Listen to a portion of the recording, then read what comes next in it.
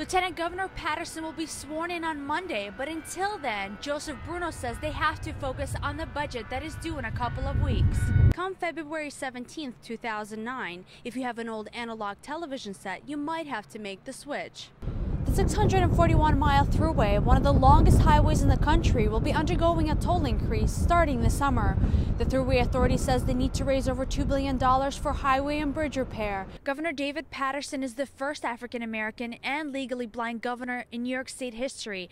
Some of the guests who attended the inauguration included governors from Massachusetts, Connecticut, New Jersey, and presidential candidate Hillary Clinton. For years, we've been told to recycle our plastic bottles, but of the 30 billion that are purchased each year, only 15% get recycled, and the rest end up in landfills. And the plastic bags that we bring our groceries home in need to be recycled. Simply bring them back to the grocery stores. We also need to do a better job at recycling newspapers and magazines. The budget passed by the New York State legislators had education as its top priority. Over $20 billion will be given to schools across New York State. Early Monday morning, reporters were surprised when Governor Spitzer did not show up for a scheduled family planning advocates lobby day, but instead sent Lieutenant Governor David Patterson. Rumors quickly circulated about his extramarital affairs. Spitzer did not keep the media waiting. Within hours, we knew why. The New York Times reported Spitzer was involved in a prostitution ring. With his wife by his side, Governor Spitzer released a brief statement. And failed to live up to the standard I expected of myself.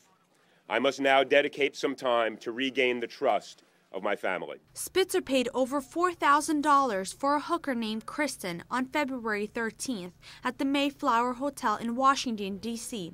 Media from all over New York and beyond arrived in Albany to deliver the story of the fallen governor and his call girl. Frankly, I wouldn't trust his judgment on making decisions for New York State. I'm personally very disappointed in him, but my feelings mostly go out for his family. It was uncertain what Spitzer would do, but politicians like Minority Leader Jim Tedisco are ready to get him out of office. We're giving him 24 to 48 hours because we don't have much time to get this budget in place. By midweek, Governor Spitzer still did not talk about his involvement in the prostitution ring, but instead let New Yorkers know what his political future would hold. I am resigning from the office of governor. At Lieutenant Governor Patterson's request, the resignation will be effective Monday, March 17, a date that he believes will permit an orderly transition. As Spitzer prepared to resign, Lieutenant Governor Patterson began meeting with policymakers to get a grip on a job that will be his. I am prepared, and on Monday at 1 p.m., I will have the oath of office administered to me in the Assembly chamber. Within a week, New Yorkers saw one governor fall from grace and a new one come to power. According to the best of my ability. So help me God. So help me God. At the Capitol, I'm Krykhtin, New York Network.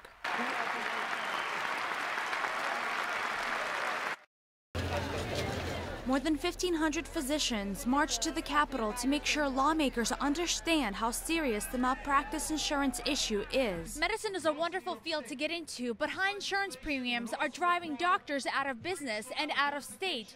Many doctors from all over the state are gathered here to make their voices heard. One of their big issues is changes to the reimbursement system. Governor Spitzer agreed. If people ask, why are there so few primary care physicians? There's a simple answer. We're not paying you. It's not just personal. It's the pride of this white coat.